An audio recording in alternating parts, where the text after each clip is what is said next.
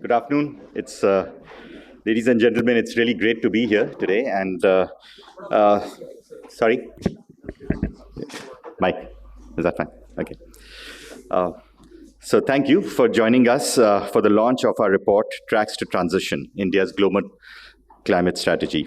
This is a report edited by our CSEP fellow, Constantino Xavier, and a non-resident fellow, Karthik Nachiappan, from the National University of Singapore. As the catastrophic consequences of climate change loom large, the need for a holistic and collaborative approach to address this global crisis has never been clearer. At the Center for Social and Economic Progress, CSEP, we have embarked on a journey to understand India's climate transition and its global implications from multiple angles, methodologies, and disciplines. This report, along with our broader work on global climate cooperation, is a testament to our dedication to exploring diverse perspectives that can expedite India's green transition and pave the way for achieving its 2030 commitments and 2070 net zero targets.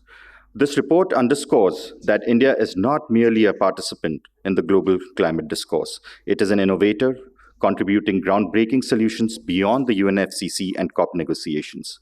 The 7 case studies covered in the report serve as a testament to India's adaptability in pushing the boundaries of climate action. This report is not just a map of India's journey in the climate arena. It is also a contribution to a critical and strategic debate on how to further accelerate our efforts. It offers both a reflection on what Indian diplomacy has already accomplished and a blueprint for where we need to go next. I want to extend my gratitude to all those who have contributed to this report, from our dedicated team at CSEP to the esteemed experts and policymakers who have shared their invaluable insights. Your collective efforts have brought to us this moment, and I hope that the findings and recommendations presented in this report will propel us towards a more sustainable and resilient future. Thank you for joining us today to mark this significant milestone, and I look forward to the insightful discussions that are to follow.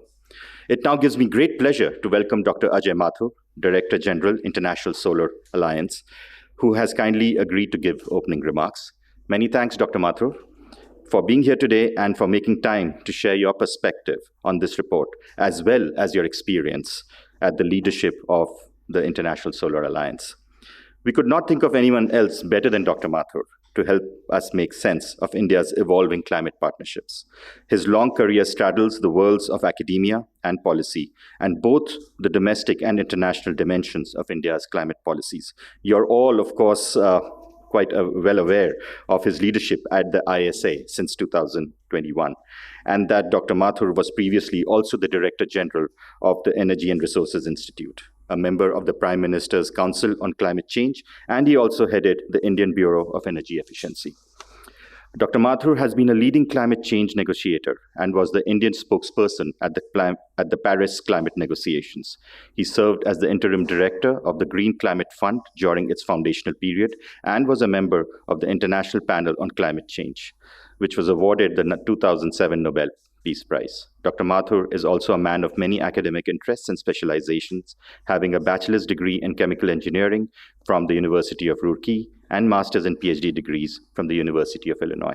Welcome, Dr. Mathur, and over to you to enlighten us. Thank you.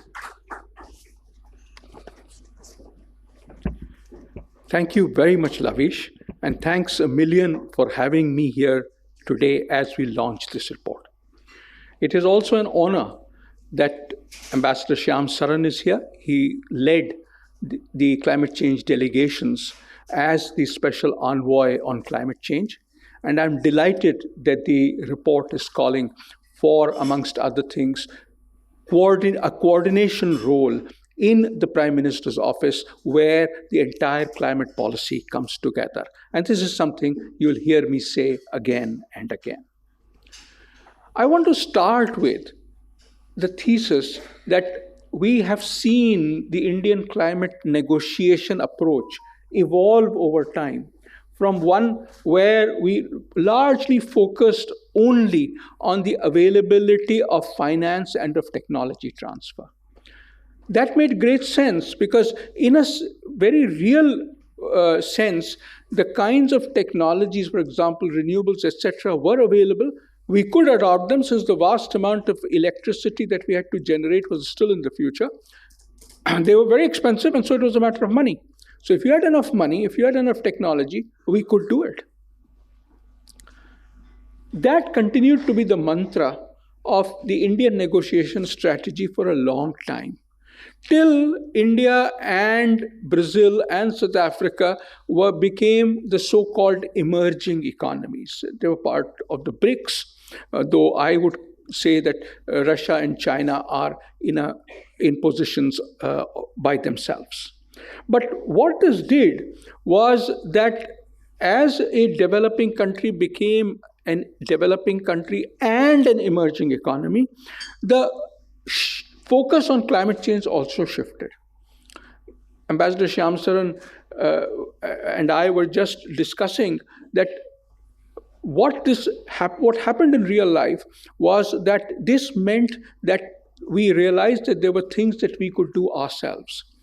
Ambassador Shyam Saran was the person behind the creation of the National Action Plan on Climate Change, which, amongst other things, had a national mission on enhanced energy efficiency. I was then with the Bureau of Energy Efficiency and worked closely with the group on this. One of the key issues that happened in the international negotiations was that we also, suo moto, gave a carbon intensity target. I would suggest that as we perceived ourselves to move from a developing country to a developing country plus an emerging economy, this change of only having the demand for technology and climate evolved into the pledge for energy, for a carbon intensity target as well. It's not as if the other things disappeared. It's not as if becoming an emerging economy meant we didn't need a developing economy. It's not as if having a carbon intensity target meant that the old demands for resources and technology transfer disappeared. No, but this became added on. And in recent years, what I've seen is that we have also emerged as a geopolitical power. Now, emerging as a geopolitical power, one of the first things that happened was that there was a across-the-board realization that this meant that we would have to work, not just talk. We would have to work towards moving towards net zero. Now, the net zero by 2070 is certainly a doable goal. Rahul Tongi and I were just talking of the fact that you need goals. I was saying that you need goals that are ambitious but yet achievable. The 2070 is a goal that is certainly achievable. Yes, it could be more ambitious. You could bring it down to 2060, you could bring it down to 2050. But my feeling is that the countries who have set targets as 2040 will move them to 2050. Those which have pulled them to 2050 will move them to 2060. We may well move ours from 2070 to 2060. But that's in the future. The point that I want to make is that as the position of India as a developing country and then an emerging economy and then a geopolitical bloc has occurred, so has our climate negotiation approach also become a little more nuanced. Now, the interesting point here is that as you look at these, you realize that the international negotiating strategy becomes more and more enmeshed with internal development goals and policies. So the fact that, for example, my organization, the International Solar Alliance, was announced at COP21 in Paris was because India had put in a huge amount of effort into the development of renewables and especially the development of solar. The global price decline of solar helped, but what was also more important was that a massive deployment program was also launched. The National Solar Mission was one of the 8 missions which were part of the National Action Plan on Climate Change and created the institutions that were necessary, and more importantly, got stakeholders to start thinking about this. Ambassador Shyam Saran just was mentioning a moment ago that how difficult it was to get, for example, the Ministry of Power to agree that a certain amount of electricity would be made available to be bundled with renewable energy and sold at a price which brought everything together and was therefore more affordable to states. I want to re-stress that it is this interaction of internal policies with the global negotiation strategy which has made it successful. Now, this obviously implies that a whole of government approach is essential.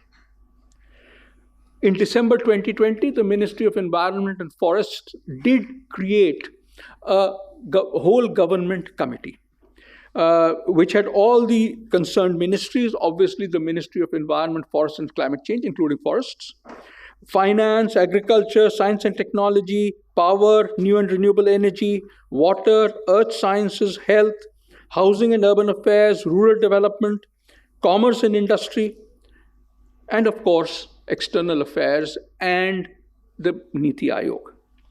They called it the Apex Committee for the Implementation of the Paris Agreement.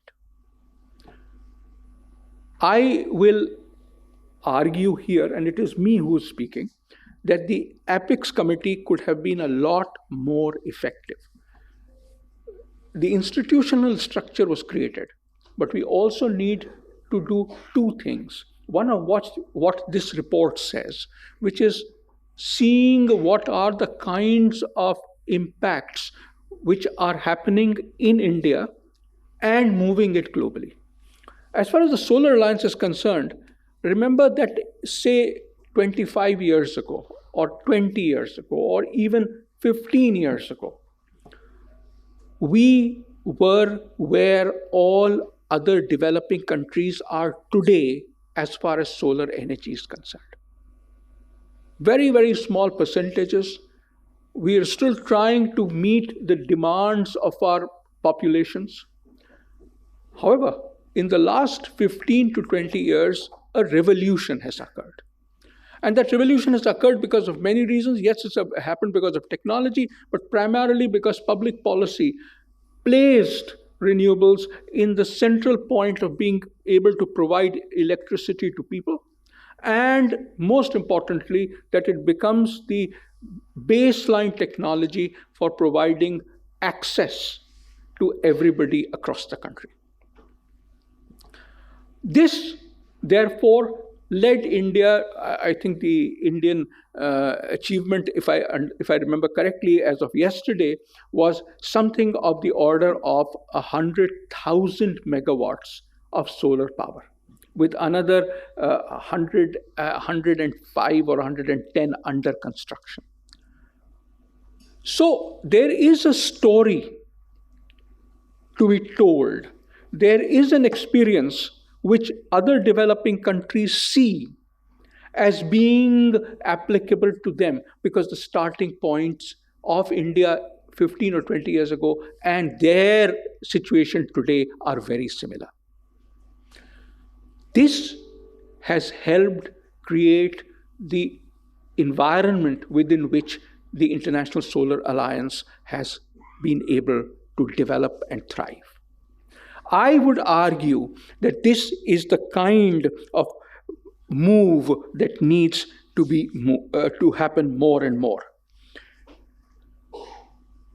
So I want to re-stress the point that climate negotiators have evolved from a purely external agenda focused at that point of time, anchored by the Ministry of Environment and Climate Change and by the Ministry of External Affairs, to one which is an all-of-government agenda, in which all stakeholder ministries are important. And for international negotiations, the Ministry of Environment and Climate Change and MEA continue to be of importance. This brings me to the document that we are releasing today.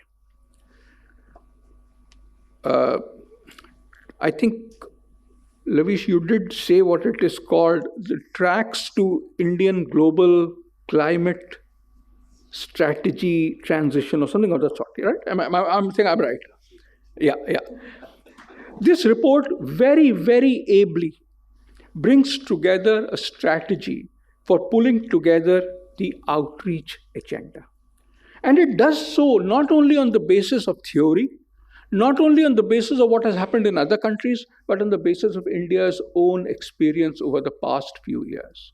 So whether it is the International Solar Alliance, or whether it is our relation, or whether it is our common program within the Quad, which is obviously developing, or whether it is the bilateral relationships with the US or EU, all of these teach us what are the limits. No, not so much the limits, we don't know what the limits are, but they teach us what are the guideposts as we move along.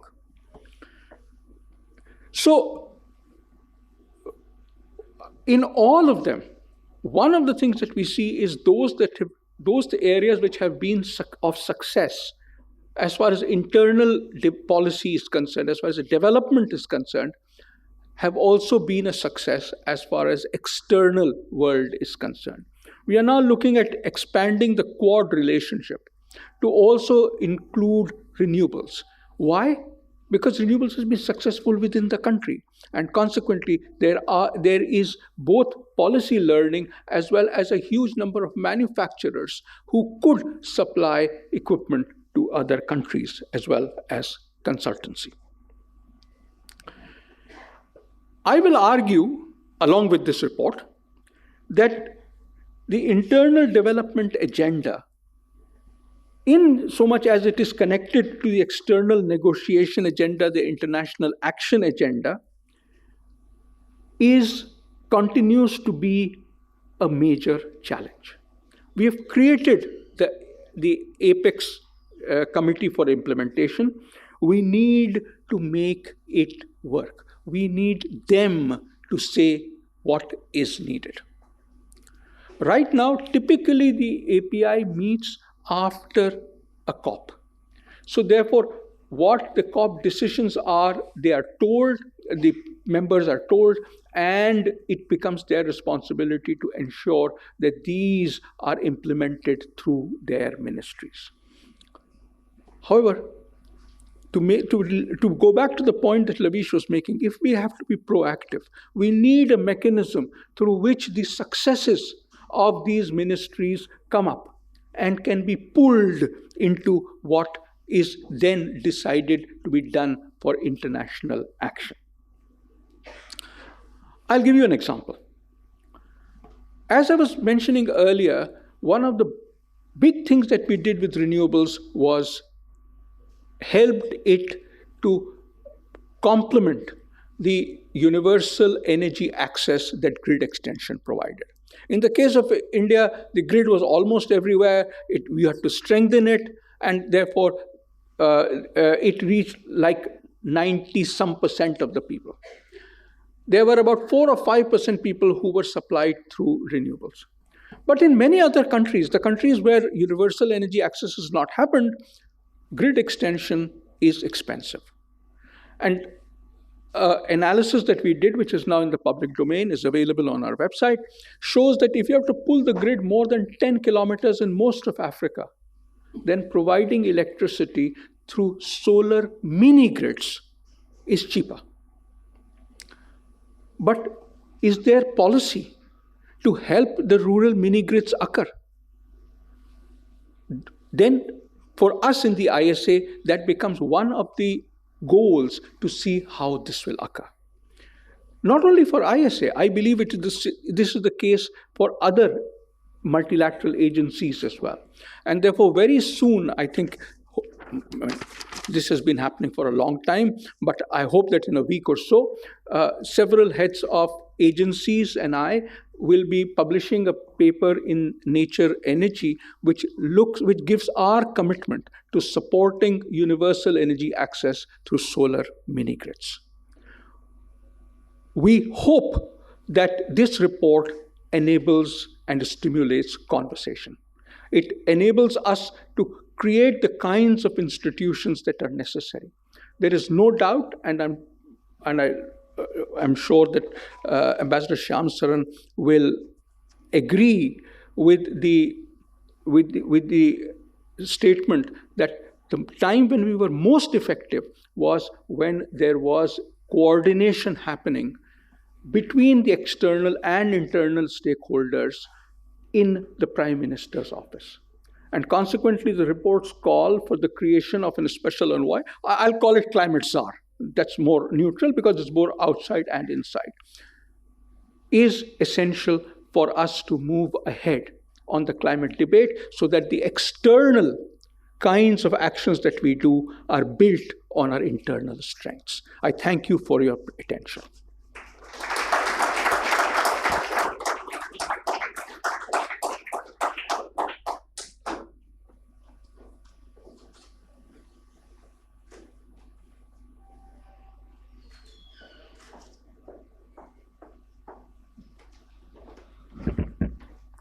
I would like to call the panelists on the stage to please launch the report and come for a panel discussion. So Dr. Constantino Xavier, Professor Navroz Dubash, Ambassador Shyam Saran, and Professor Dhanasree Jayaram. Thank you. You have copies for everyone? Yes.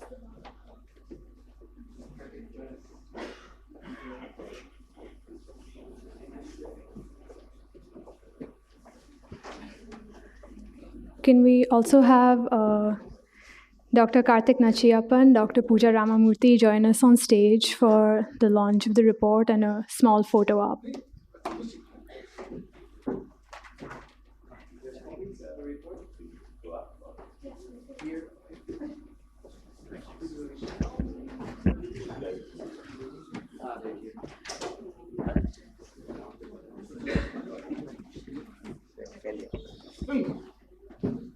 Come.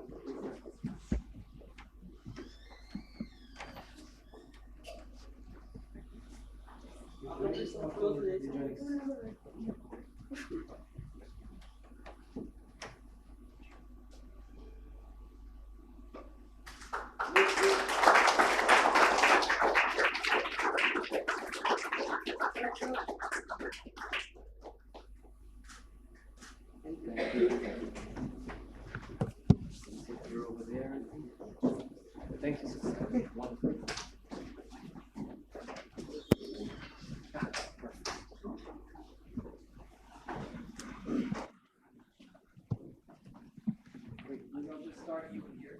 Good afternoon, everyone.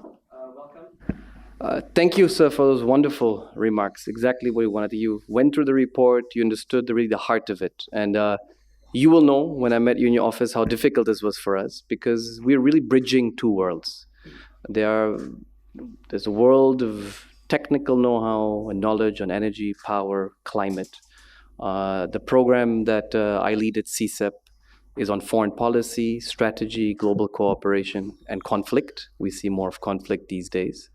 So we try to bridge that externally, but also, as you said, internally, right? The internal coordination and then allowing bottom-up India to develop its interests and using these tracks to then accelerate its action, its interests abroad. That's what we tried with this report. So it gives me great pleasure to have here our panelists now. The idea is to have an engagement with the report, and thank you all for being here in such large numbers today.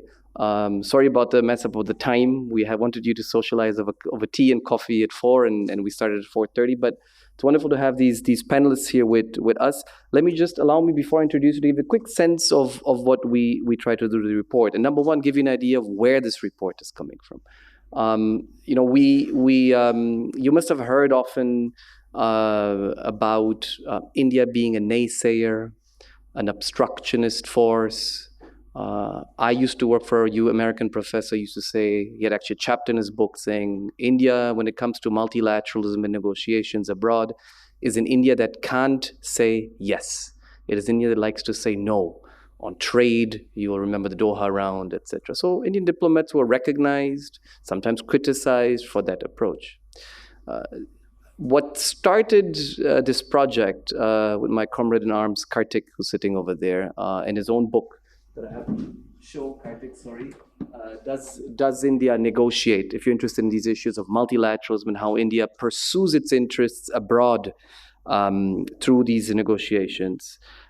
His book is called "Does India Negotiate?" ? You know, Karthik, I dislike that title. It's India does negotiate, or more better to be, how does India negotiate? But the book gives various case studies which are phenomenal in terms of the depth of seeing how interviewing people and even interviewing negotiators, how Indian civil society, how Indian foreign service offices and various other ministries shaped India's negotiation positions on the CTBT, for example, on trade, and on climate in particular.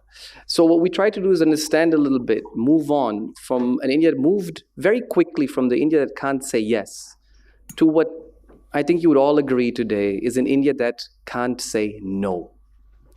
India today has gone into the opposite of joining, initiating new institutions, new frameworks, looking for opportunities to cooperate, collaborate, and we see a proliferation, a flurry of acronyms, initiatives, partnerships across these 4 tracks in which we divided our 7 case studies from our contributors. A multilateral track.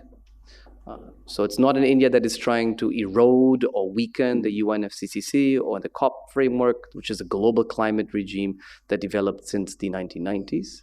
It's also engaging through that.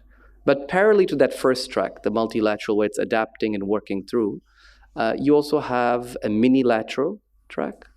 Today we heard from Dr. Ajay Mathur from the International Solar Alliance, for example, as such a sector-oriented, technical treaty-based organization, but much more flexible, focused on a certain area with a certain group of countries.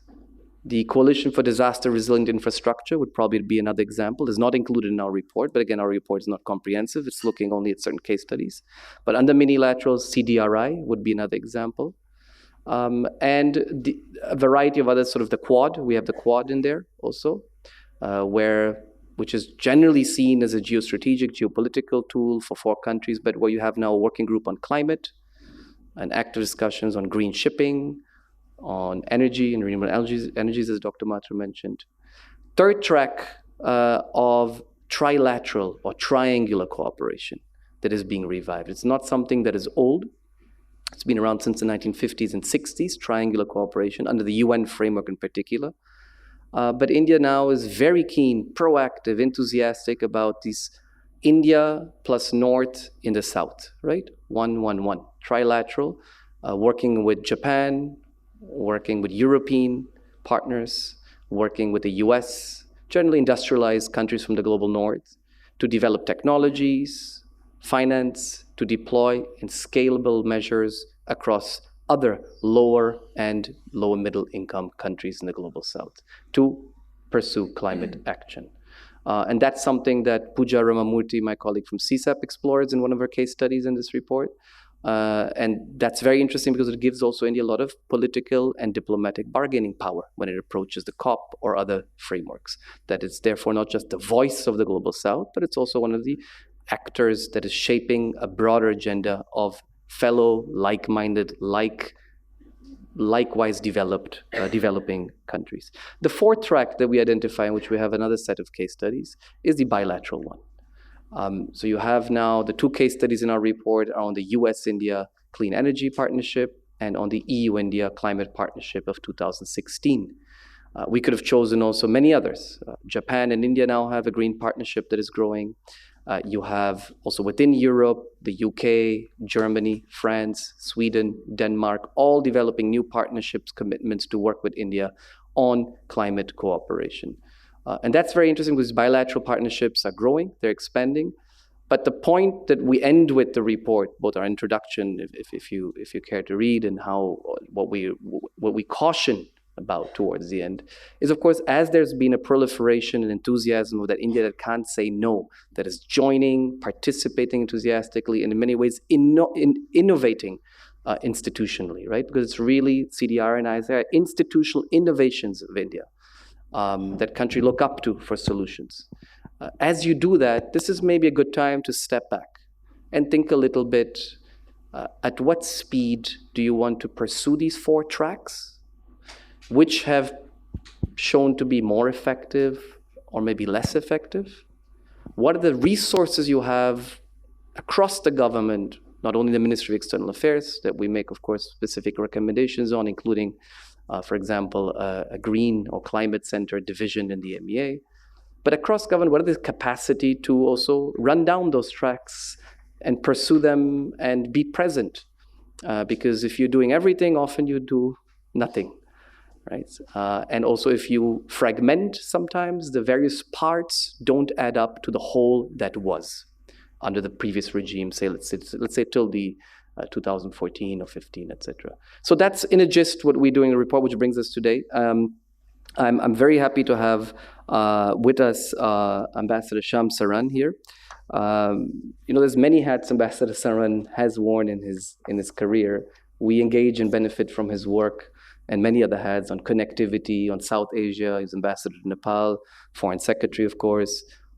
He's one of the most prominent voices on China in the country. He has known China and worked on China over decades.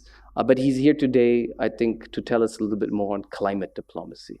And Ambassador Saran was the first and so far only Prime Minister's Special Envoy on climate between 2007 and 10, sir, if I'm not mistaken, which was, in the words of Navroz, I'll come to you, but let me preempt in one of his articles, at a time of institutional ferment, institutional innovation in India, when India was developing its first sort of strategic climate policy. And that's something we will discuss a bit more of today. Thank you for being here. Next, I don't know how to introduce Professor Navroz Dubash, frankly. And I'll tell you why, because at Center for Policy Research, he's built up an initiative for the last 15 years that is just phenomenal on climate. It is absolutely, I mean, first thing I did when I had to write this is I told you everything you wrote since, not everything, I'm sure, there's stuff I couldn't, but since 2008 onwards, 7, 8, which is what we want to look at. And so you've been an institution builder, Navroz. Thank you for being here on climate diplomacy. This is very much informed by what your pieces, I remember in 2009, 10, 11, were already arguing, right? That we need institutional capacity, all of government approach, coordination and capacity in the government to pursue our interests abroad. So thank you for being here, Navroz. And again, you have all the bios. I don't want to go into the litany of reading out the bios, but that is in the gist. I think, if I may, also the 2019 book that you published, that were co-edited under Oxford University Press, Warming, India in a Warming World, is also an excellent introduction for those of you who want to understand India's climate policies. And finally, Dhanasree Jayaram. Dhanasree, you've written also a phenomenal book on the basic countries and what happened to basic, or what didn't happen to basic in some ways. Dhanasree is at Manipal University, co-directs the climate initiative there, is a professor there in the International Relations and Geopolitics department. And again, I invite you to also read her book on India's policy in comparison with the other basic countries. So with that, let's jump right into the discussion, and I'll move in here. And I'm going to do something a bit unorthodox, but you know, our Center for Social and Economic Progress is a P for progress. And we believe progress comes from criticism, diversity of voices, and intellectual engagement. So I don't want to hear in the first round what is good about the report, but since this is an emerging research program at CSEP, and we're fishing for ideas and inspiration on what to do, if each of you could very briefly tell us what you think was missing in the report, and what could have been, or would you done differently, and what we should do more of maybe in the next year or two. Ambassador Saran, over to you. Thank you very much, Constantino. And also, I would like to thank my friend Ajay Mathur for, in a sense, setting the stage for this discussion. What is missing in this report? Hardly anything is missing in this report. You have traced the trajectory of India's not only its climate change negotiating stance, but also what it has been doing in terms of very innovative work on climate-friendly technologies, on trying to chart its own path in terms of the energy transition which is necessary, and what may be the kind of gaps that we need to fill. One is institutional, which you have very clearly, spelt out. There is also the aspect of data, because without reliable data, without comprehensive data, the kind of trajectory or the kind of transition that we wish to make, and the kind of stance we take in the international fora, without that kind of very sound data system, that would not be possible. So I'm very glad that you have also mentioned that. The fact that India's climate engagement is no longer just multilateral, but trilateral as well as bilateral. Well, I would say it's not that we were not doing this before, although it may seem as if we were unifocally, just engaged with the multilateral aspect. That's not true, because as climate envoy, I was involved in several bilateral relationships.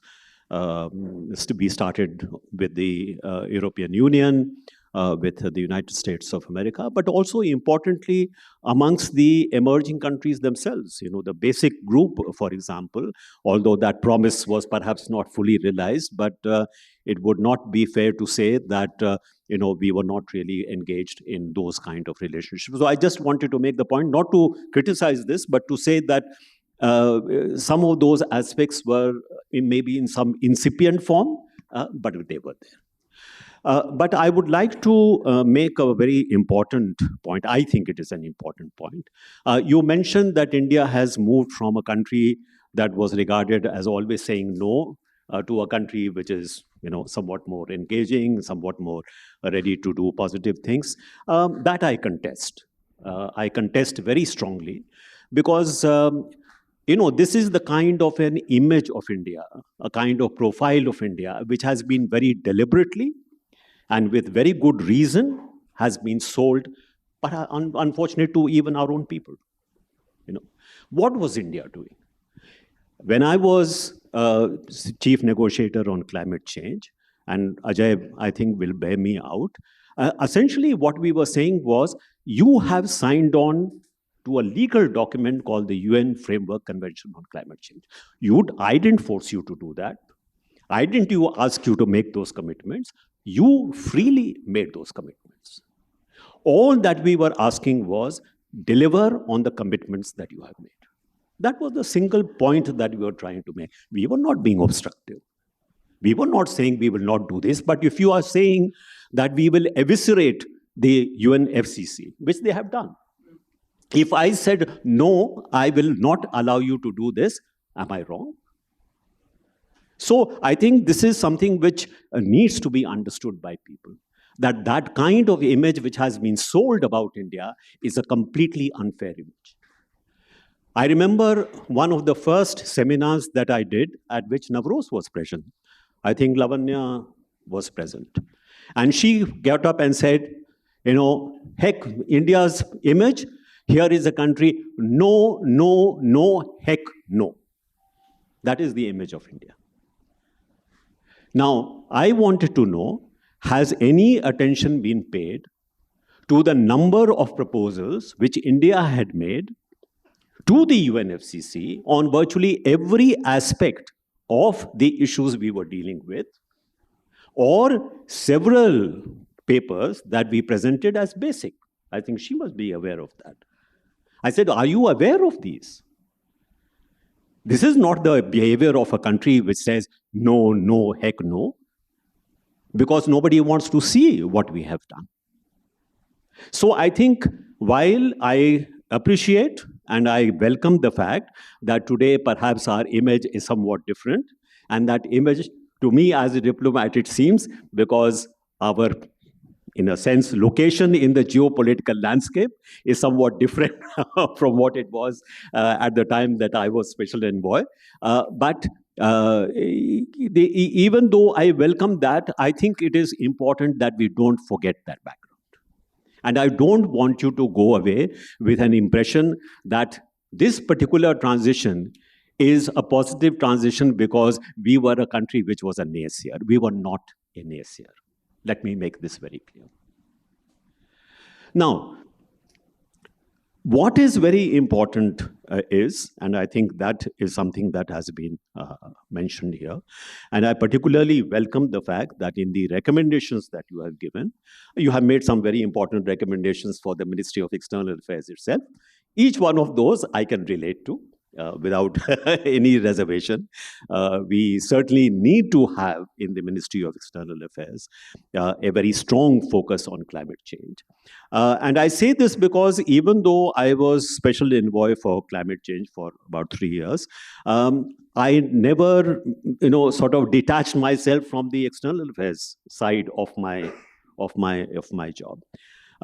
So why do I say that? Because at the end of the day, these negotiations are intensely political negotiations. That is something that we have to understand.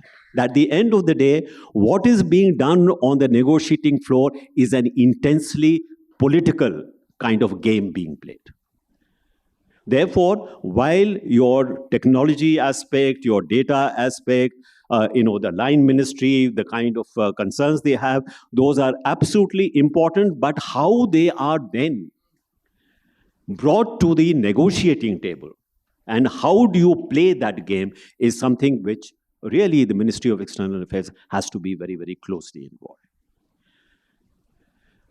Then I would like to also welcome the point that you have made about the need, particularly today, when we are facing a much more complex geopolitical situation, but we are also facing a very complex situation with regard to the climate transition itself, whether we are talking about the domestic aspect or we are talking about the external aspect. That connection is very important. And I think what Ajay is doing today is really testimony to that. Because, I think it would be fair to say that we spent a lot of time on getting the National Solar Mission through. The whole design of the National Solar Mission, what is the way in which we could launch it. We started with very modest kind of targets that within 3 years, maybe if we can get about, 1,000 megawatts or so, we should be very happy. And yet we found that the transition, because of the technology development, the economics changed. So once we launched it, actually it went very, very far, much further than I had certainly expected. But, how that has been now linked to what he's heading. The kind of interplay between what you do domestically and what you do externally, I think this is something that we have to pay closer attention to. And in that context, what I derived from my experience during the time that I was doing climate change work as a special envoy was much of the challenges that we face are all multi-stakeholder challenges. These are not single ministry kind of issues. You have to have all the stakeholders working together. And I think what really I found as a official in the Prime Minister's office was in India it is extremely important to have convening power. If it is a line ministry which is really responsible for, say, climate change, its ability to convene other ministries at a sufficiently high level, at the decision-making level, is very limited. Always, whether you like it or not, tough battles come in.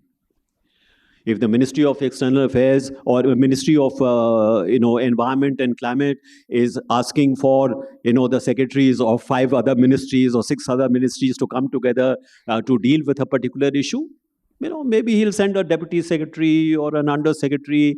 Not much emerges out of this. What made a difference during those 2 years was that as the Prime Minister's special envoy, the office of the special envoy had tremendous convening power. You could get people at decision-making levels to come and sit with you and try and resolve issues. That is what you need. I thought perhaps that Niti Aayog, when it was set up, might be able to perform that role. But I don't think it has been able to perform that role. So I do still think that we should draw lesson from that particular period.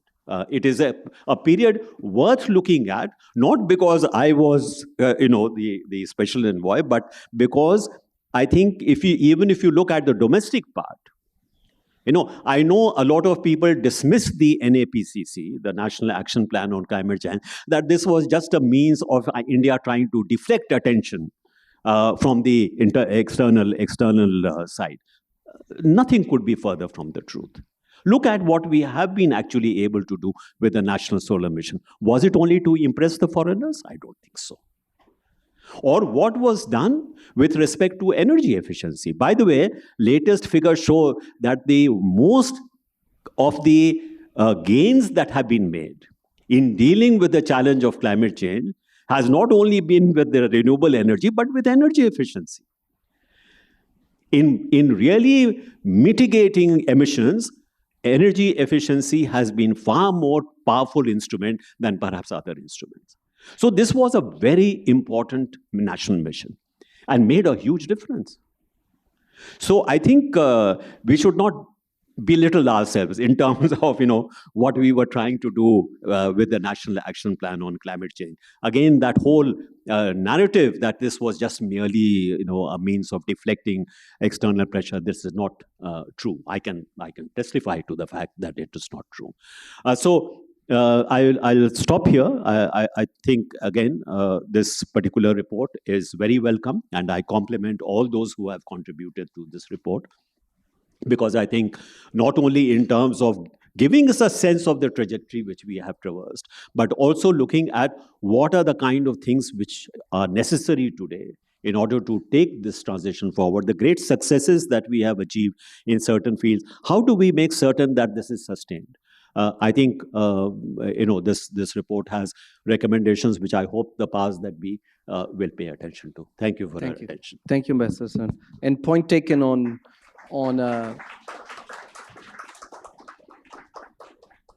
the India that can't say yes. Absolutely, India would say contribute, and absolutely on the narrative that we had to hear was probably because India now, as you say, is much more interesting.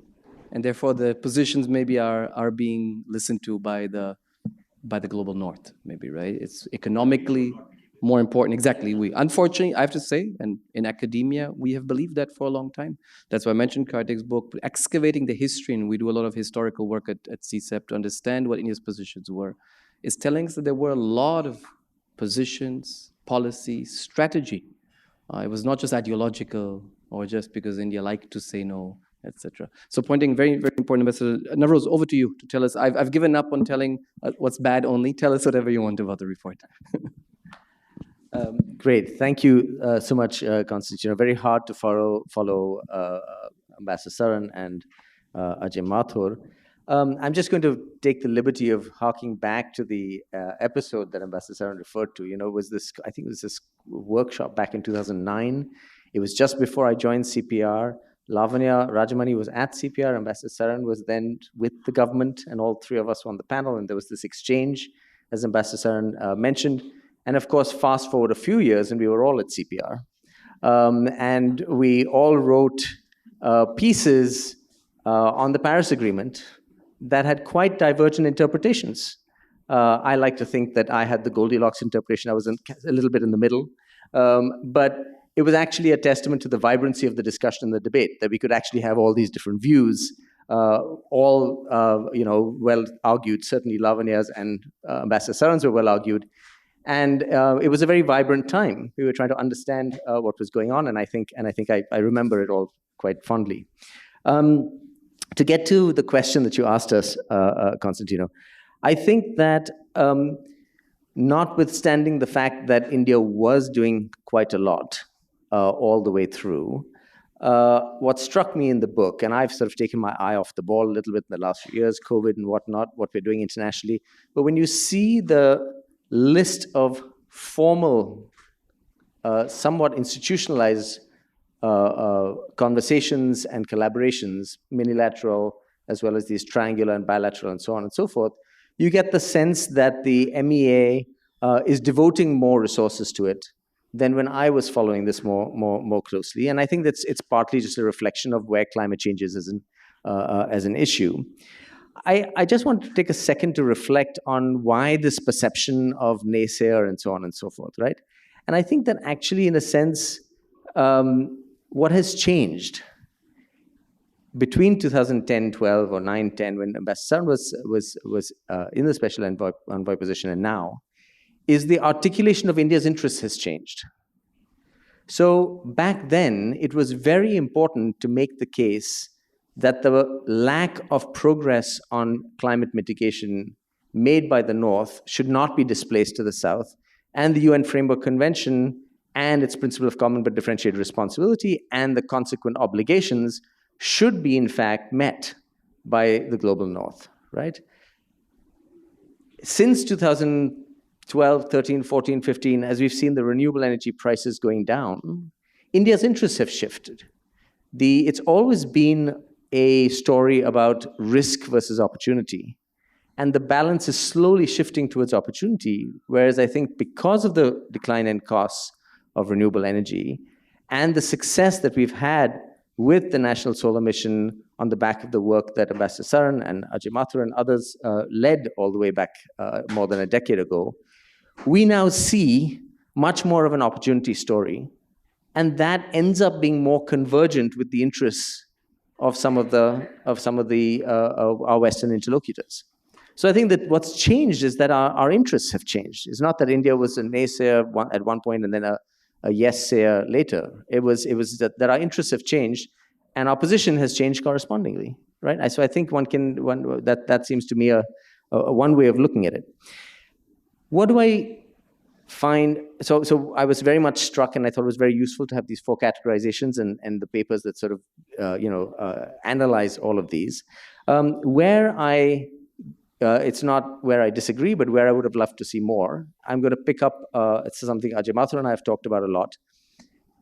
The report risks falling into the trap a little bit of seeing climate change and its negotiation process as an intergovernmental problem. And it's the language of international relations as opposed to the language of global governance. And what do I mean by that?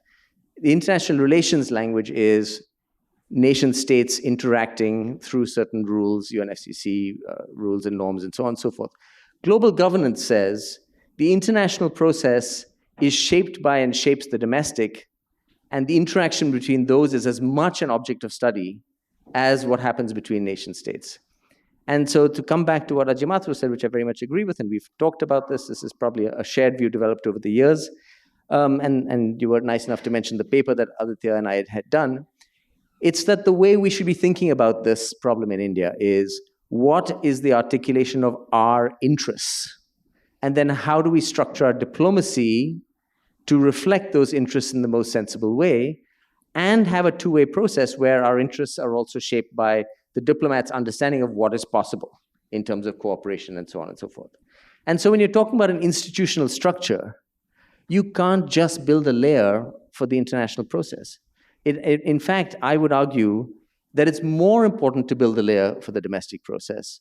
Back when, in simpler times, Ambassador Saran was put in the position of having to do both. And I might add, with very few capacity, with basically no resources or analytical capacity at his disposal, other than those that he was, through his own sort of, his own ability to convene and draw in research that he needed, nothing formally provided, right? So we need to start by building up the capacity. We heard about the Apex Committee and Dr. Mathur was diplomatic. They've really barely met, right? And before that, the Prime Minister's Council barely met. So the paper that you talk about, we filed RTIs and we looked at how often they've met and so on and so forth. And it's because the mandate is not so clear and the institutional capacity is not clear. And so what I think the foundational piece that we need is to think about what exactly are India's interests, for which we need a knowledge institution that looks at synergies and trade-offs between low-carbon futures and development. There are a lot of synergies, urban transport, so on and so forth. There are some trade-offs, potentially in the cooking area, at least in the short run. So we need to analyze those, we need to deliberate on those, and we need institutions capable of doing both those things. So coming to the Prime Minister's office, the Prime Minister's office and an office and a special envoy there is very helpful to convene, to bang heads, and this is a quote from you, Ambassador Saran, when we talked to you for this paper, but only after you have a clear sense of what India's interests are. And I think we do too much shooting from the hip in terms of what we think our interests are. We haven't looked at it carefully enough. What is going to get us jobs? What is going to deal with regional issues when it comes to decadal futures for coal? What does the adaptation story mean for coastal development patterns? How do urban areas start thinking about locking in infrastructure that is both energy efficient and climate resilient? These are all questions that need to be kind of bubbled up through the policy and the academic process at the domestic level, and then sort of engaged with at the diplomatic level. But the driver has to be a clear understanding of what happens at home. So that's really the main, I guess, the main point that I wanted to make. So just to quickly end, I think we need knowledge institutions. We need analysis institutions. We've written something where we call for a low carbon development commission that would be a non-executive body doing this.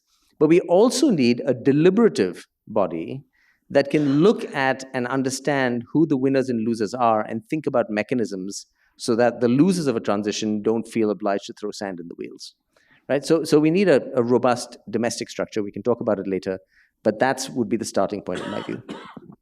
Thank you, Navroz. In fact, and you'll be happy to hear this may be very valuable for the work we're planning to do on Global South and civil society and climate cooperation that my colleague Pooja is planning, and the work that Karthik and me were sort of toying around with, and we're starting technically tomorrow with a roundtable on the private sector, also as a non-state, a very important actor needs to be involved in this, and for this non-governmental approach, right? Beyond just, of course, research and all just that. Thank you, Navroz.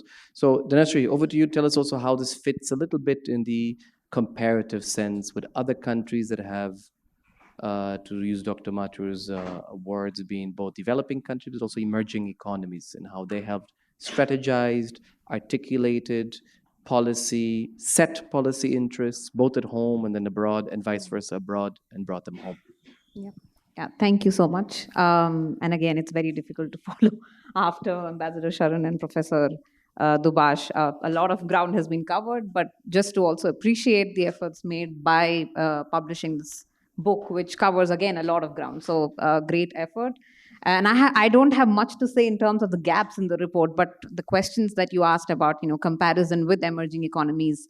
And I also agree with the comments made before this about how diplomacy, I would add like maybe another layer to the diplomacy, which is like transnational diplomacy, which is beyond the state, beyond governments.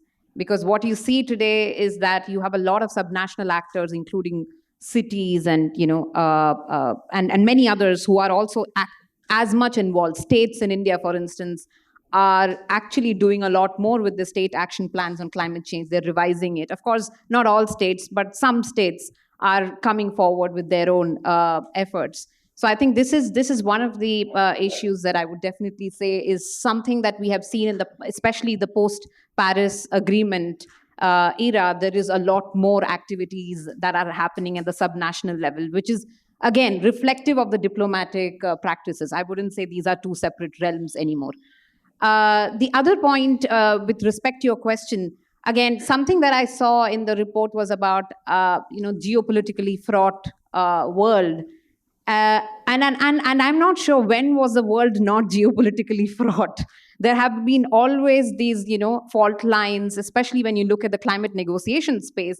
There have been these fault lines for a long time. Of course, with the Ukraine conflict and many other conflicts that we have seen in the recent past, there is, of course, more discussion on this, and there is, of course, more focus on this global north, global south rivalry.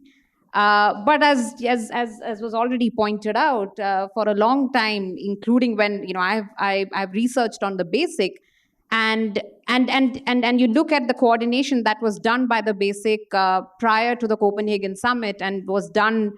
And it carried on for a couple of years, but then it sort of died. And then now, of course, we have the like-minded developing countries, as we have seen, which is coordinating positions on the same issue. Now, if you look at emerging economies, which is coming to your question, again, it's always a question mark about where are these emerging economies today. So if you look at China, do we put China at the level of the emerging economy, or do we actually de-hyphenate China from India, Brazil, and South Africa, which have very different interests? That is number one question, which is being asked a lot. Even when you talk about the Loss and Damage Fund, which was finally established last year, but then who's going to fund it? Who can be the recipients of this fund? And the question is, should China be eligible to take money from this Loss and Damage Fund? This is a big question, which is going to create a lot of controversy in how the Loss and Damage Fund would be operationalized and how these discussions are going to go forward. But it's also a question of what are the lessons that we should unlearn and not learn from other emerging economies. It's not just about what is happening in the other economies. And this is something I noticed, that, for instance, one of the important points is about regional coordination. And I think this is where most of the emerging economies have rather failed at mobilizing the other countries within the same region. If you look at Brazil, it has always stood out. Hasn't really cooperated as much with the ALBA countries, the Bolivarian alliance, or the ILAC countries.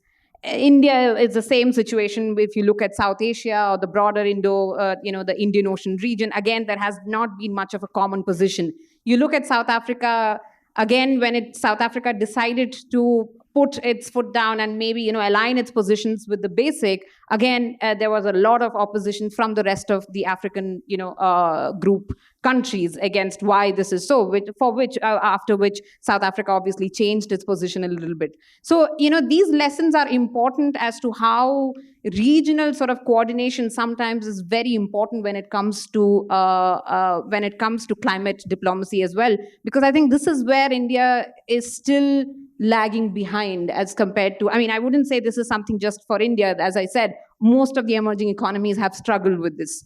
So I think that's one of the lessons. The other part is also, if you look at, again, I come back to China. And if you look at China has already promised that it would give $3.1 billion, for instance, as part of this South-South, global South-South cooperation, climate cooperation fund, instead of, contributing to the Green Climate Fund, which is, again, as part of the CBDRRC and various other principles that are already there and the UN FCCC. But if you look at the reality, what has China really provided? It's hardly anything. It's less than 10% that it has contributed to this fund so far. Even if you look at the BRI projects, again, it's less than 10% of it's actually related to climate. So I feel, if you look at what India has done over the past decade or so, I think it is more pragmatic in terms of having these multilateral initiatives like the International Solar Alliance or the Coalition for Disaster Resilient Infrastructure, which I think can provide more solutions by mobilizing various actors and stakeholders. And that is critical to this. I would say that is also one of the major lessons that we have learned over a period of time, that these kind of more pragmatic and more goal-based, outcome-based kind of solutions can get more support on your side when it comes to the negotiations or other kind of climate diplomacy initiatives as well.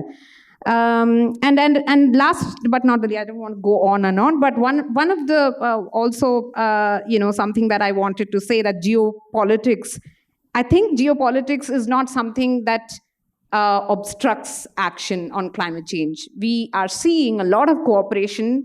Even, there is coordination continuing between even India and China on some of the issues. It doesn't stop because of, certain kind of rivalry, which is, of course, it is something that has obviously obstructed, more cooperation, but some coordination will still continue. At the same time, as I said, geopolitics is something that is embedded in climate. I don't think it's something that is separate. I think these are not two different realms once again. Because from what I see, if you look at regions like Southeast Asia or South Pacific, if you talk to these experts or others from these countries, sometimes they see this geopolitics or this kind of rivalry as a positive as well, because they can possibly get funding from different sources. Because they can try to woo China, US, whoever is willing to cooperate with them. So I feel this geopolitical questions, we need to look at it in a more nuanced way and not really see it as always obstructionist to, the kind of climate cooperation we need, of course, at the level of urgency that we have. Thank you. Ambassador, and if you have, I know you have to leave a bit earlier, but if we can play the quick video of Adriana Abdenur, it'll bring us the Brazilian perspective, and then we can start with you and then on the comment. We're showing a little video by Adriana Abdenur, who's our fourth panel. It'll take around 8-9 minutes. Yeah, we'll do that. So then we open up the discussion a bit to bring in Brazil. I think this is a good segue after what you did, Dhanasree. Yeah. Good afternoon. This is Adriana Abdenur. I'm speaking from Brazil. I'm a special advisor in the Presidency of Brazil, but today I'll be speaking on a personal capacity. So I wanted to start by saying that I was very lucky last month to have met with Constantino, Xavier, and with Pooja Ramamurthy from CSEP when I was in New Delhi for the presidential summit that India organized. And we were able to have some really useful exchanges on the geopolitical scene and on the situations in our respective regions. And I was very impressed with the work of CSEP. So I was very pleased to find out that this report on cooperation would be launched. It's a very timely topic, and I wanted to congratulate CSEP and the authors for putting out such a timely and useful document. The introduction to the report that you are putting out makes it very clear. The regime suffers from a number of problems. One of them is weakening by fragmentation. And the grouping that I'm referring to here is the basic arrangement. So Brazil, South Africa, India, and China in the past have come together to coordinate positions within the climate regime. And this constitutes a very important force that must be revitalized, because geopolitically speaking, these are the countries that if we join forces, we can help to kickstart or restart this regime that has fallen into disrepair, to great danger, not only to our societies, but to the entire planet. And the basic arrangements, I've been to a couple of recent meetings, and it's been wonderful to watch coordination take place towards the strengthening of the climate regime, can also be thought of as a space for cooperation. All our countries already have a number of bilateral initiatives. They all engage in some capacity in trilateral relationships. We all have our alliances with or collaborative arrangements with international organizations. We are all acting within the scope not only of the Paris Climate Agreement, but also of the Convention for Climate, and indeed all three conventions that emerged out of the Rio 92 summit, which are not only the UNFCCC, but also the Convention on Biological Diversity and the Convention Against Desertification. So this is a very strategic space that we should not underestimate. I wanted to point out, I don't think it's a major difference in the positions of Brazil and India, but from what I read in the report, there is a different emphasis. And India has embarked on this broader dynamic of acting outside the scope of the UNFCCC and the Paris Agreement, even as it continues to participate. And I think there is a bit of difference of vision, which is not irreconcilable, but it would be useful to have more discussion about this. In the perspective of Brazil, it's very important that we uphold not only the Paris Agreement, but the UNFCCC. And one of the primary reasons we do this, and here there is convergence with India, is that we have to maintain the principle of different but common but different responsibilities under the climate regime. And this is really a necessity, and it's a necessity. So it's more than a question of justice between countries and the fact that the developed countries or rich countries, however you want to call them, they have historically contributed more. It's also an issue of effectiveness, because we have had such backsliding in the 2030. There again, I think there is convergence, but it's interesting to note that India has maybe diversified its cooperation beyond those two arrangements, the agreements, the UNFCCC and the Paris Agreement, more than Brazil does. And that Brazil places perhaps greater emphasis on the need to, if you like, not rescue, but revitalize intergovernmental negotiations. And Brazil and India are democratic countries. And that makes it very important for us to recognize and to foster participation of non-state actors like the private sector and NGOs and think tanks. But there's another problem that I think countries like Brazil and India can help to ensure the implementation of what has already been agreed. And here I'm speaking not only about the official kind of track negotiations and the positions that we take to the climate regime, but more broadly, the problem that the rich countries are not fulfilling their part of the bargain. And the one that is referenced most often is the commitment of delivering or making available $100 billion annually in climate finance. And this was agreed, of course, in Copenhagen. It has never been met, and it must be met every year. But the fact that this has not occurred has contributed very much to the problem, so much so that the world is not on track to maintain global temperatures within the goal established by the Paris Agreement of 1.5 degrees Celsius relative to pre-industrial levels. And so there has to be, we need to help to ensure that this is met.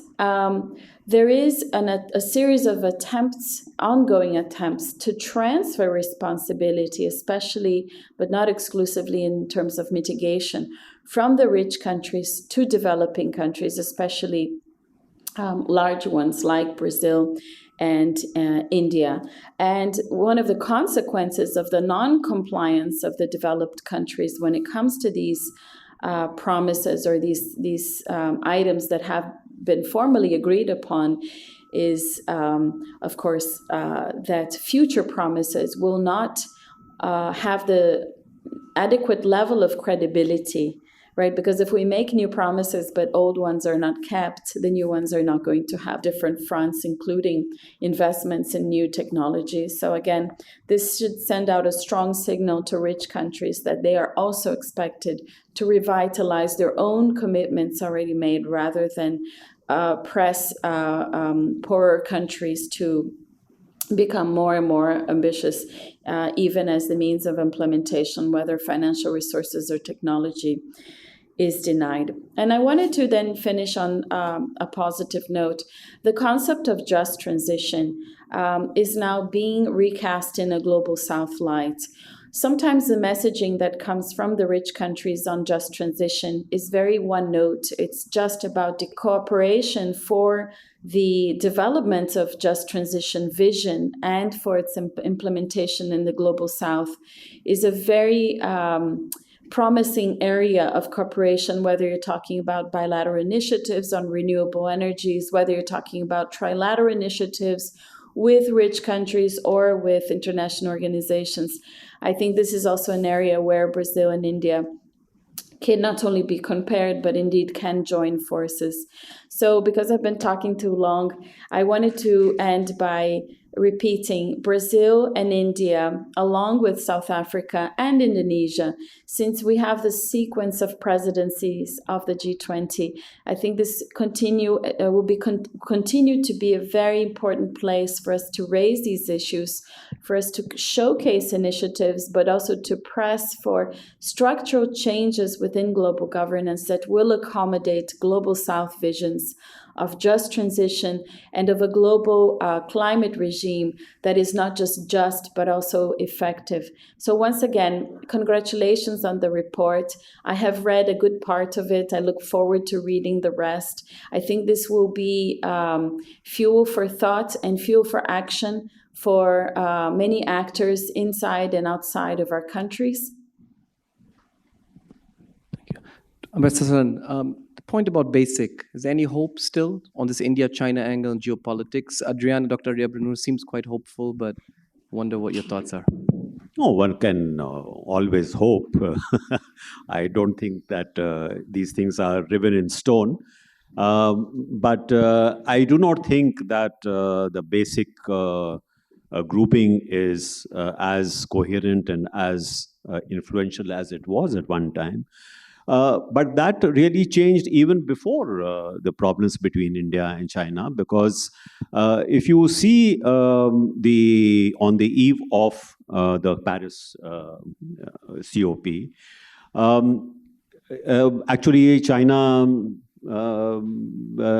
in fact abandoned the basic in a sense, because it is the deal that they made together with the US on the eve of the Paris Agreement, which actually became the template which was adopted at the Paris conference.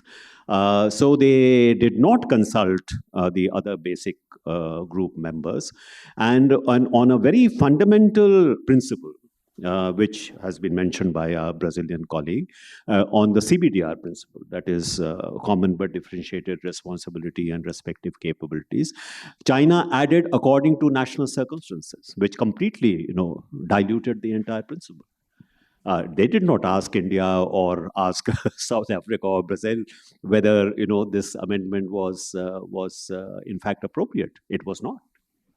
So it very much undermined the negotiating position of the major emerging economies. And essentially what has happened since Copenhagen is that there has been an attrition process where systematically the kind of commitments which were made by the Western countries, including this $100 billion, you have not seen a penny out of it. I think the dangers that we were pointing to in not just accepting these kind of commitments, essentially Kyoto Protocol was knocked out. The kind of compliance procedure, very strict compliance procedure, which was part and parcel of the Kyoto Protocol, that if you did not achieve the goals that you were supposed to, then there was a penalty to be paid. That entire compliance procedure was knocked out. So it is basically like in the WTO negotiations, you have pledge and review. Essentially, that is what you have ended up with. Now, with a pledge and review system, how do you really deliver the kind of urgent and to scale, outcomes that we all say today, the urgency that we are facing today with climate change? How do we meet that extraordinary challenge? So I think it is important to go back a little. If you see the Bali roadmap and the Bali action plan, what did it begin with? That, because of the IPCC report that had come out just before that, it was said that, we need to have enhanced implementation of the principles and provisions of the UNFCCC. That was the, headline. And you have to act enhanced mitigation, enhanced adaptation, enhanced technology transfer, enhanced financial transfers. That was the Bali roadmap, because it recognized the urgency of the challenge that we were facing. Since then, actually, can one say that we have ended up with enhanced implementation of any of those pillars? No. So in this kind of a situation, I think what position India, in a sense, has adopted is precisely what it was already saying at that time, that our position is not that we have the right to spew as much carbon into the atmosphere as we want. That was not India's position. What India's position was, we will do what we can within the limitation of our own resources. That whatever action we take on climate change must not be at the cost of our developmental prospects. That is important. And even today, I think that principle is important. That whatever we are able to do on climate change must be, in a sense, positively put, must be something which enhances our developmental prospects. So I think in that sense, perhaps we have made a more progress in this respect. But I would say that today, let us work on what we can do as India, because we have the capability today to do much more than we could do, say, 10 years ago or 13 years ago when I was there. Certainly, we have more resources, we have greater capabilities, so let us leverage that. And hope that whatever we are doing domestically then gives us the leverage to be able to also, in a sense, promote some international multilateral action. But I do not see today, frankly speaking, much stomach amongst particularly the developed countries to do very much on climate change, which would be of importance to us. There is an economic and financial crisis. There is the Ukraine war. Now you have a Middle East war. We must realize that the transition that we are looking for, this transition is not costless. The transition means that there must be resources. Where are those resources going to come from? Now, those who have those resources today, even if they had the intention to make available those resources are simply not available. So I think going forward, the international part, if we are looking at how we can perhaps think in terms of a more benign climate regime, I think that outlook is a little more depressing, but I think the domestic outlook is perhaps much more promising. And I'm afraid I have to leave now. So, thank you very much, Ambassador Saran, for making time and being here today with us. Thank you. So we'll do a quick round with Dhanasree and with both of you. Then we'll open up for questions. So please start waving your hands if you want to come in. Navroz, on this point, if you can pull it forward a little bit and tell us, hopeless? No. No, so where is it going to come from? Yeah, so I actually, look, I actually think, and this goes back to the 3 op-eds we wrote after Paris, I actually thought that the turn to kind of a bottom-up structure was a necessary one. And in that context, the way I see it, we've kind of, in a sense, frittered away what Paris promised, right? We said it's nationally determined, but we didn't really buy it. Before, the Paris story was, give us some pledge. We understand it'll be a milquetoast pledge. Go back home, and hopefully you'll find it's cheaper than you thought and easier than you thought, and then you'll feel happier about coming to us with an enhanced pledge, right? It was that was the logic of Paris. But we started immediately saying, well, but listen, what you've given us is not enough. 2 degrees, let alone 1.5, so let's enhance the pledges before countries had a chance to work it through national politics. So I wrote something recently where I've argued that the driver of change is not, in the Paris Agreement, is not naming and shaming across countries. The driver of change is the procedural hurdles, having to do an NDC, having to do an LTS, having to do the update reports. And those things shift national politics because they create spaces. I mean, I've been in rooms with the ministry where they say we have to do an NDC, our models say this model says this, that model says the other, and you suddenly have to engage all those models and try and understand why they say different things. It spurs the conversation.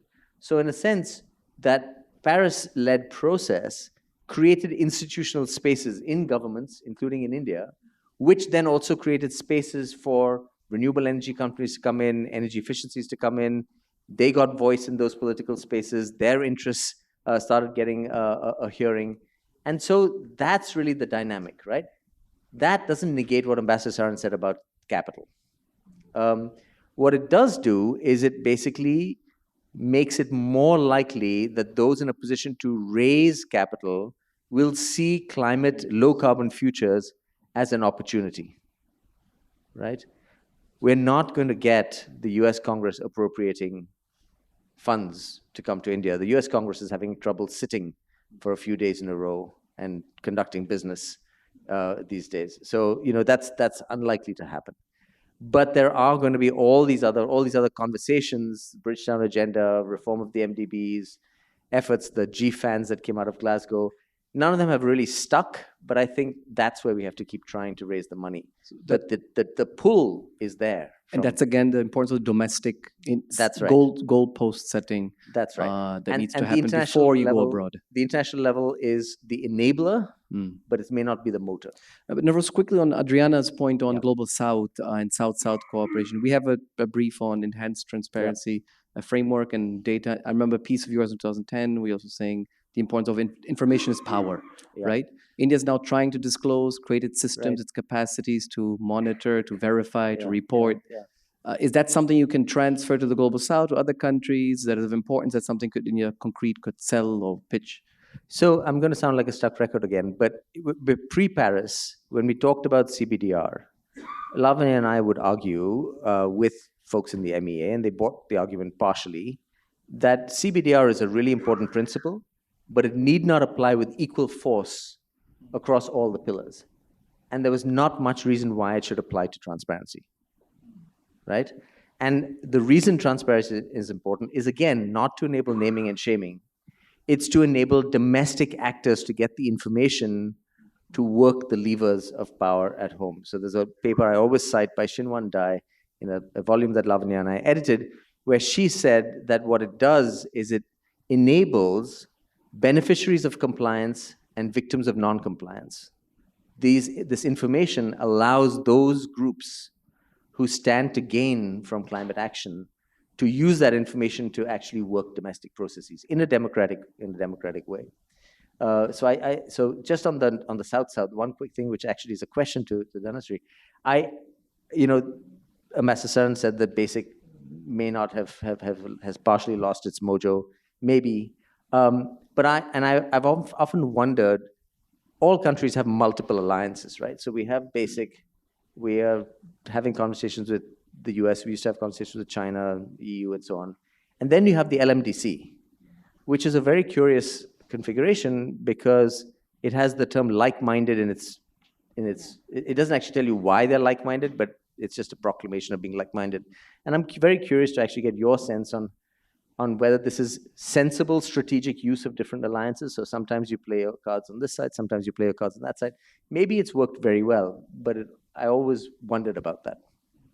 Dhanasree, over to you. And if I may add to that, the Quad, one of our chapters, right, was mentioned even by Dr. Ajay Mathur today. But one of the two authors, for example, actually concluded the Quad has failed at establishing a climate narrative. It has a climate working group, it has tech. So to what extent, if you're not doing it there, you're not doing it there, you're doing it everywhere, does it make sense? Or what will be your prioritization? About LMDC, like you said, if you have to put like-minded in the title of the group itself, there is a problem there. What is the like-mindedness and on what issues? Because from what I saw at Sharm el-Sheikh, it was more of a G77 effort that finally brought the loss and damage fund and not really LMDCs alone bringing it. But LMDCs have a common position on mitigation-related commitments, especially with the mitigation work program. Definitely, they seem to have common positions. But I don't know if it is strategic enough to stick to the LMDC, considering the diversity in the group and with many countries who have very different set of interests and agendas. Oh yeah, this includes India, China, of course, Indonesia, and also you have some of the Middle East fossil fuel producing countries like Saudi Arabia, Qatar. So it's always a question of how do you put all these countries in one room and decide an agenda on climate change. So yes, maybe there is some coordination which could be helpful for India, but I don't see this as a very strategic kind of grouping that will go on for a long time. I think it would be just like another BASIC where differences are just going to come up more and more, and there are already differences which were there. I would say that is one of the other things that maybe the book could go deeper into whether this G77 as a grouping, it's not a uniform homogeneous kind of grouping.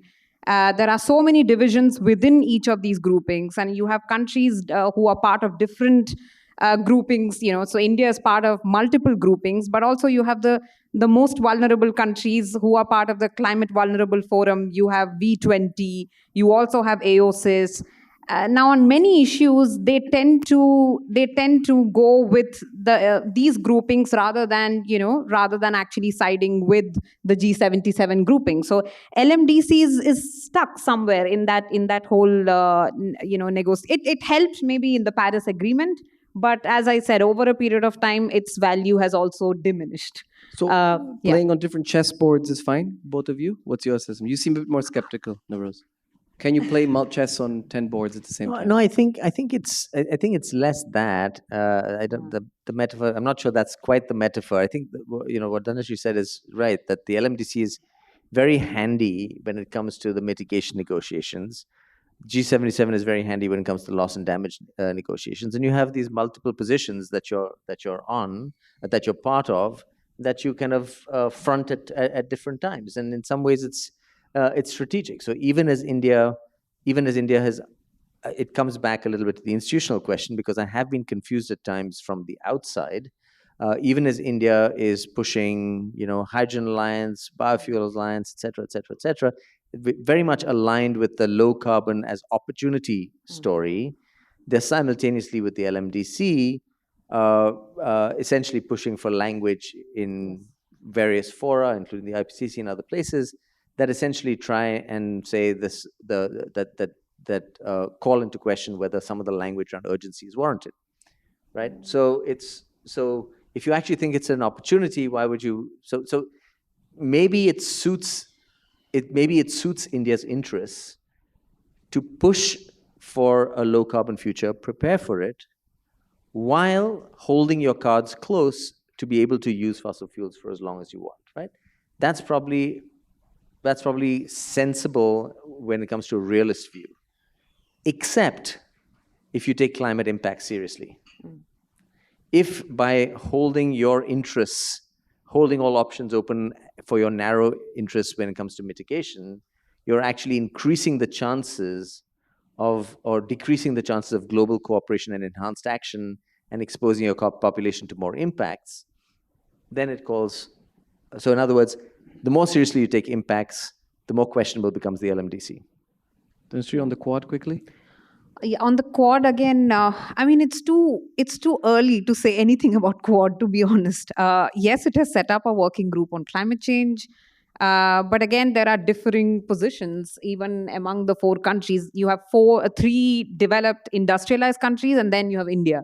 So obviously, this does put India at loggerheads with the other three players on many fronts.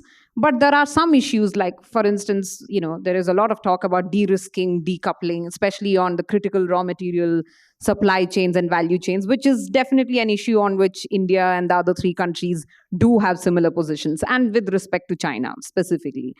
Because China does dominate, this particular sector as of now. So yes, on some issues there could be some movement, but on a as the chapter itself says, to create that climate narrative with these differences over climate finance, over even like something like just energy transition partnerships, which was, I think Adriana mentioned how just energy transition partnerships are also so lopsided in many ways.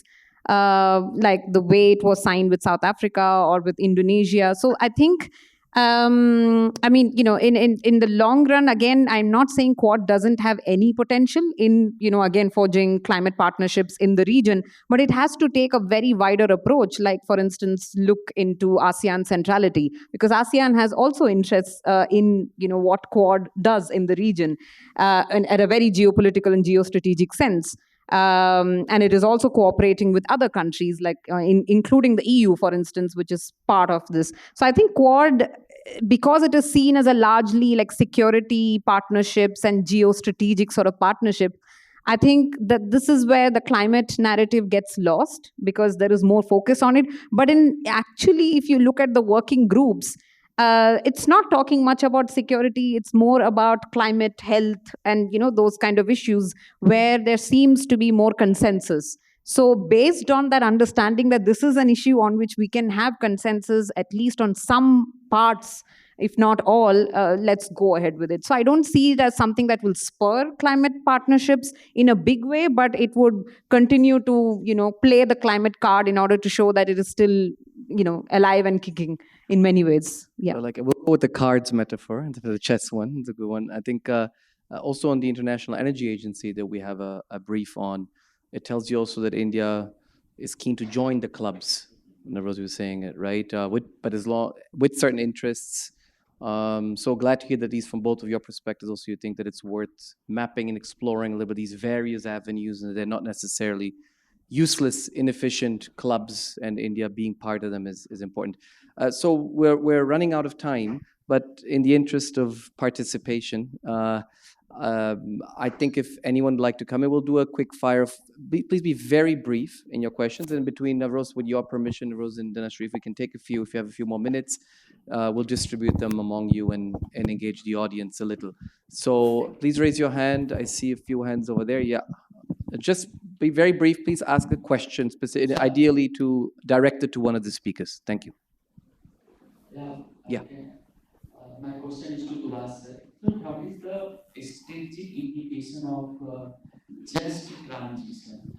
And 2-3 more, and if the implication is wide, then has the appropriate time come for India to make National Just Transition Commission, keeping that strategic angle in mind? Thank you. Next. Hello, Professor Dubash. Hi, this is Saurabh here.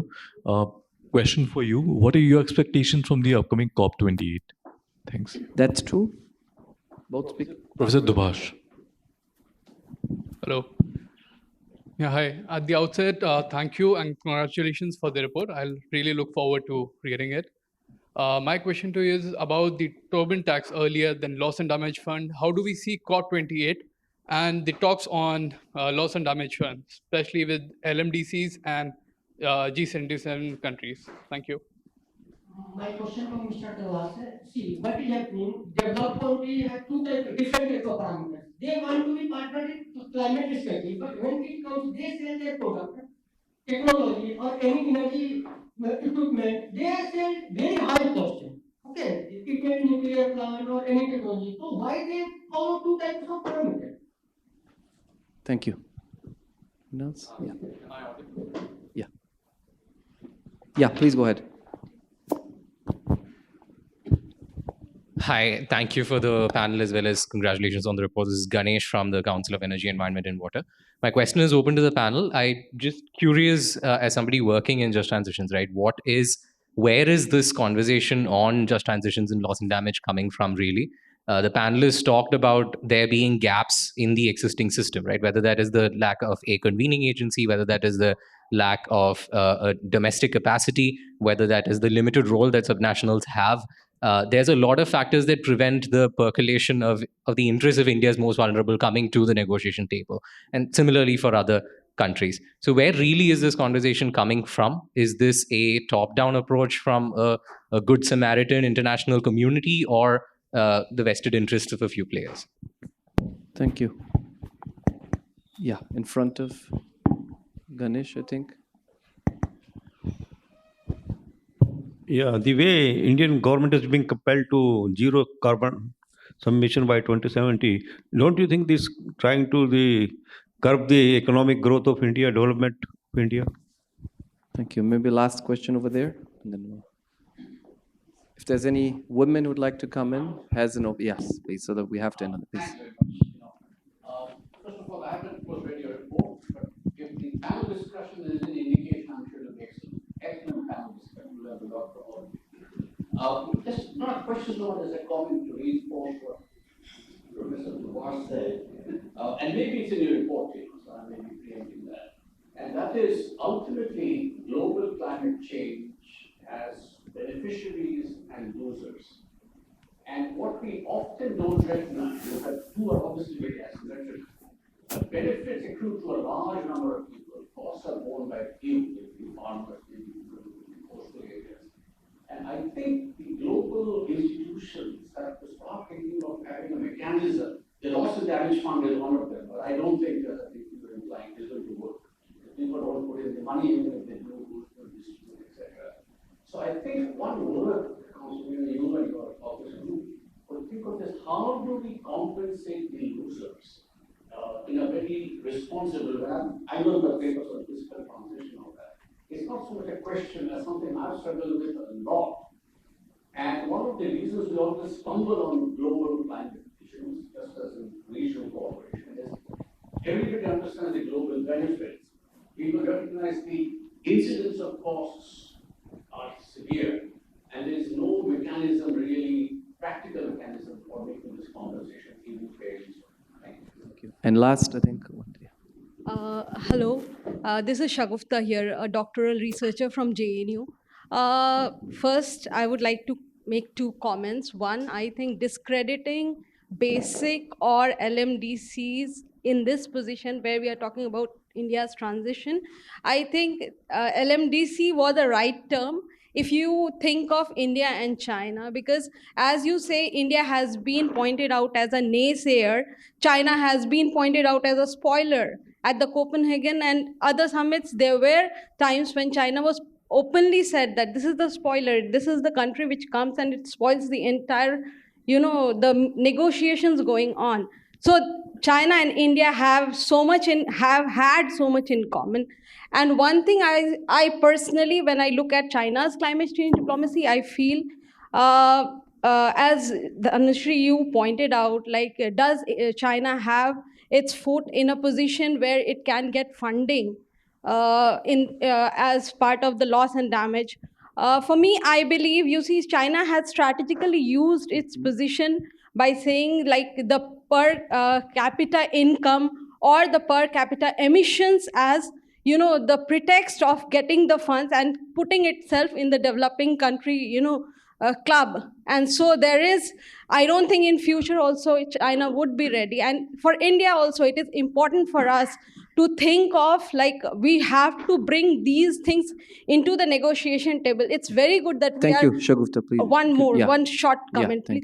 One more thing that I wanted to know, that how do you see, the vulnerability? I think we really have to think of, because when we are talking about transition... Could you just finish with a question, please, Shagufta? Vulnerability, how do you see, the vulnerable groups being accommodated in the policy making? That's it. Thank you so much. Okay, a lot to unpack there. Feel free to choose, select, pick whatever you wish. Maybe, Dhanasree, we'll start with you now, Dhanasree. Yeah? And then we'll go over to Navroz and close it down. Okay, lot of questions, but just to start with, I think maybe the last question about, as I I think you Shagufta, right? So what you mentioned about vulnerability and how do we account for vulnerable nations, that's already happening in a big way. If you look at the loss and damage fund, the G77. Oh, you mean in India? Okay. Okay, in India. So again, what Professor Dubash mentioned, this is one narrative that seems to be missing from India's negotiating positions. That how vulnerable India is. I mean, it's more and more being acknowledged, but especially before Paris and before Copenhagen, this was not something that was discussed very openly. But what I see with the loss and damage fund is that India has started talking about India's own vulnerabilities. And also, making sure that loss and damage fund in the establishment and operationalization of this fund, India would have a big stake.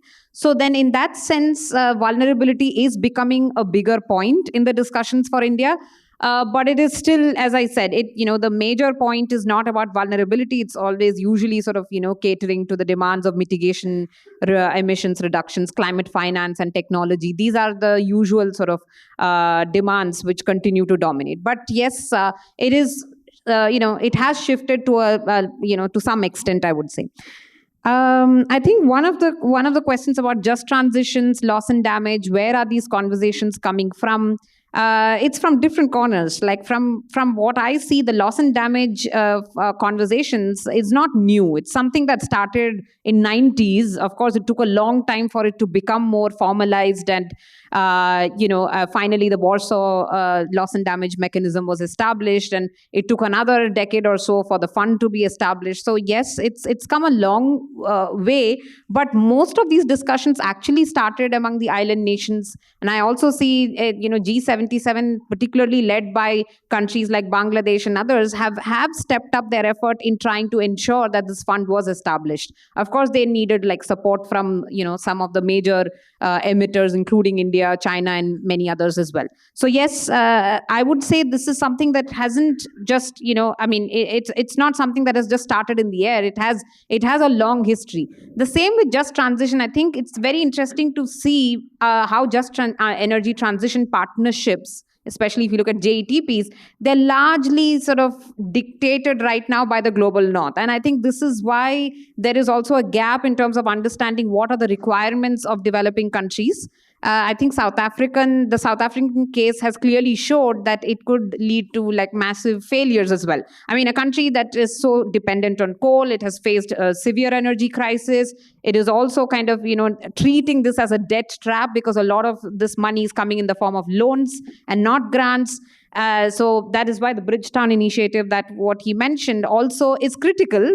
At least in the debate, it came from Barbados. It didn't come from, so there are, I think, multiple narratives coming on these issues. I don't see that, the just energy transitions is just being, it's just coming from some corner.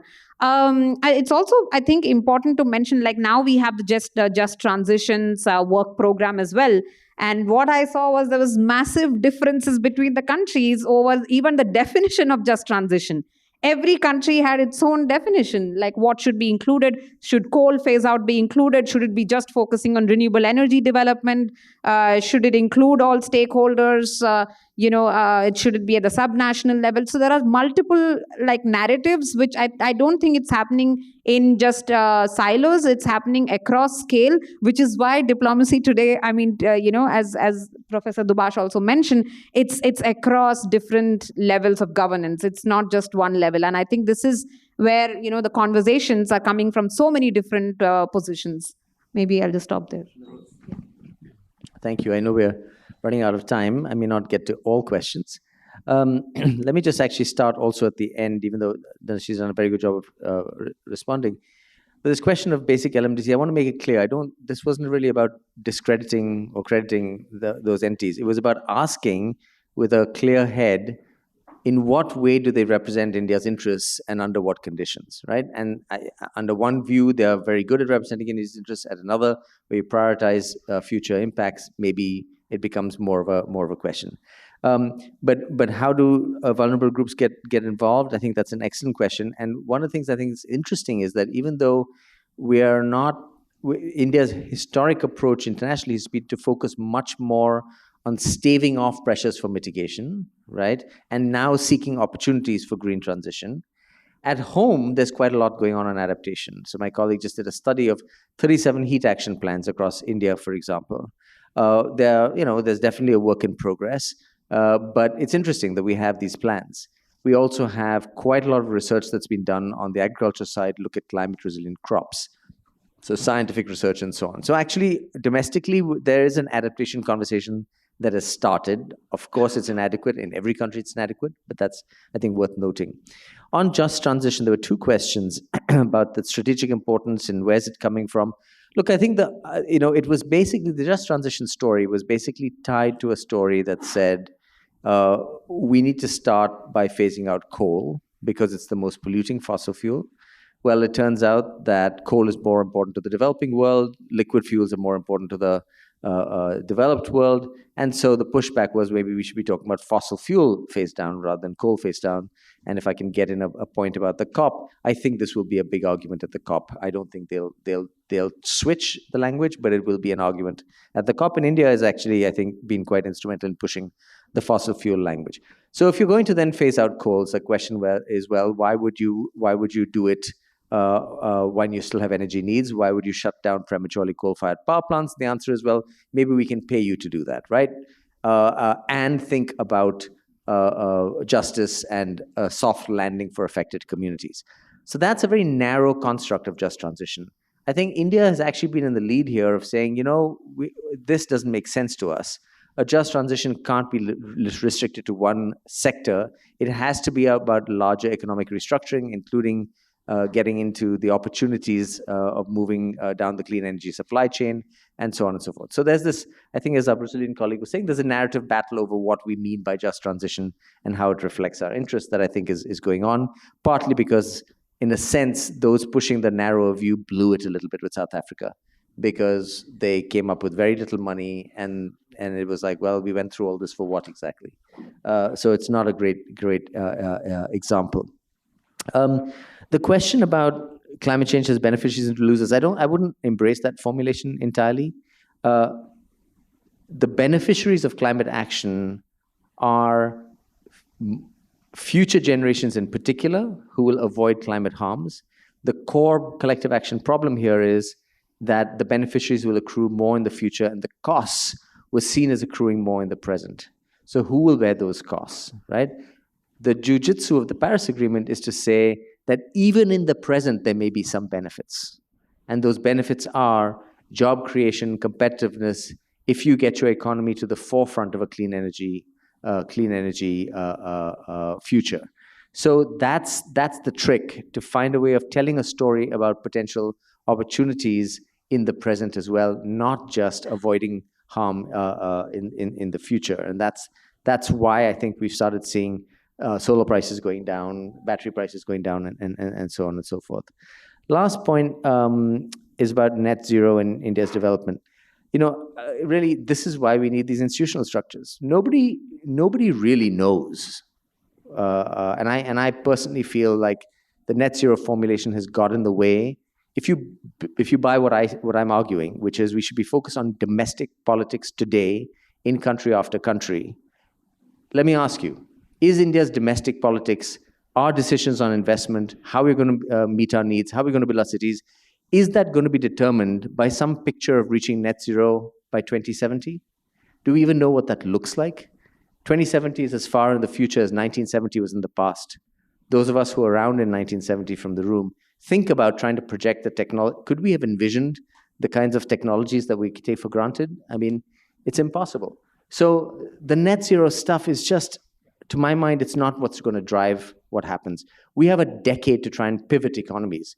And those decisions are going to be made on the back of job creation, number one, local air quality, various other political interests, competitiveness. Those are the things that are going to drive the change in country after country. And again, the international process can either enable that or get in the way of that. But the driver is going to be how this plays out in country after country based on different stories that suit each country. Thank you, Navroz. That's an excellent note to end on, especially this 10-year framework you're mentioning, the window that India has. So let me just give me 2 minutes to close this down. You're all seeing this report here today. There are a few copies around, but it's online on the website. You can download each of the PDF, everything together, and do attend our events, because we'll have more of these copies if you come to CSEP to our events. But there's a lot of work that goes behind into this report. So first of all, this is a report that Karthik and I put together, frankly, and put in an introduction that connects the various briefs, but the heart of it are these 7 policy briefs, and our thanks go to the excellent experts that put in their time to write short 3,000 words briefs into these various Indian tracks and engagements. Let me quickly read them out. Jalak Agarwal and Sumit Prasad, Lydia Jay Kumar, Hannah Chambers and Siddharth Singh on the IEA, on the ISA Vio Majah, who's here with us today, on the Quad, Aparna Roy and Charmi Mehta, on the Triangular Cooperation, Pooja from Ramamurthy from CSEP, and then we have Shayak Singh Gupta, Beda Prasanna, and Peter Jarkaselas on India-US, and Axel Nordenstam, who I think is here too, on the India-EU partnerships too. So thanks to all of you for contributing to the report, making this happen. But yeah, why not? A big applause to all the contributors. And the idea is also that it's easy to write a report, not so easy, but alone, at home, 2 people. But to create these networks of scholars and researchers that are doing very good work is really what we wanted to do. And this is, in that sense, a beginning of a longer research journey. Let me also thank several other people that are really important in making all this happen. Today, of course, I need to thank Ambassador Saran, Navroz, Dhanasree for being here with us, for making time. You've been around the world. Navroz, you came from Bangalore, and that's not easy and not that close as we think. So thank you for being here. And of course, to Dr. Ajay Mathur, who made time to be here and give the opening remarks. But at the institution also, Lavish Bhandari, who's here, our president, who's been really supportive of thinking out of the box and saying climate, let's look at it from different angles, right? Let's get the foreign policy team to work on climate. And that's always a great encouragement at CSEP that we have from Lavish and the leadership. Of course, also Shishankar Menon, Rakesh Mohan, who've reviewed a lot of these papers, helped us to put this together. Our thanks to them. And then to, again, the hard work. Frankly, I do minutes of it compared to the hours that my colleagues do in the communications team, Aruna, Mukesh, Trishna, and Malvika for designing, editing, and putting all this together. The events team here today, Preeti, Gurmeet, and Manmeet, and the amazing foreign policy team that I'm really lucky to have. I didn't choose them. I think they chose CSEP as a place where they want to grow, and that's what we are about. Scholars are going to take this forward. So particularly super thanks to Anandita, who's done a lot of this work. Please give her a special applause. I don't see her. There she is. And Pooja, Anahad, and Arya, too, from the team. And Ria, who's also here with us today. Thank you all. Have a good evening and hope to see you again at future CSEP events.